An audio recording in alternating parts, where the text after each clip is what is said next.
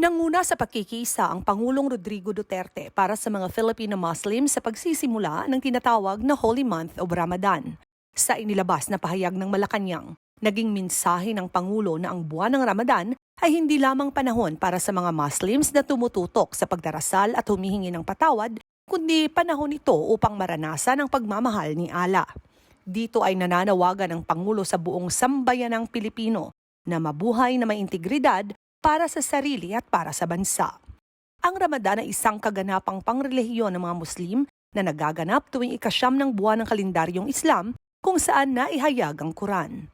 Ito ang panahon ng pag-aayuno na iniiwasan ang pagkain at pag-inom ng tubig mula pagsikat ng araw hanggang paglubog ng araw. Nagtatapos ang Ramadan sa Eid al-Fitr o Hari Raya Puasa. Ang pag-aayuno ay ginagawa para maturuan ang isang tao na magsakripisyo at magpakumbaba at maging mapaghintay. Ito ay ginagawa para sa Diyos o tinatawag nilang Allah at pagdarasal ng mas marami kumpara sa dati.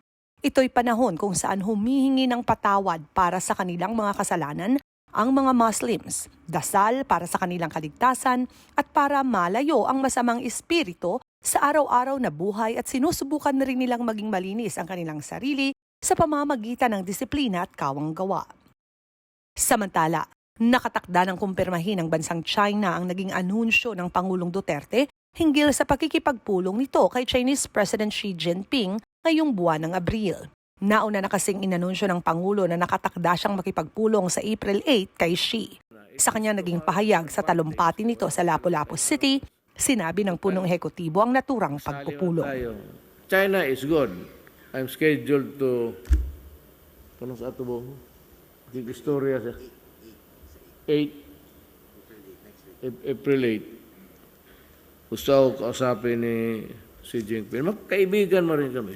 Nauna na rin kinumpirma ng Malacanang noong Biyernes ang naturang pagpupulong na gagawin umano sa virtual na pamamaraan at kasalukuyang nasa preparatory stage. Ayon naman ito kay Deputy Palace spokesperson Chris Ablan, wala pang agenda ang nasabing pag-uusap.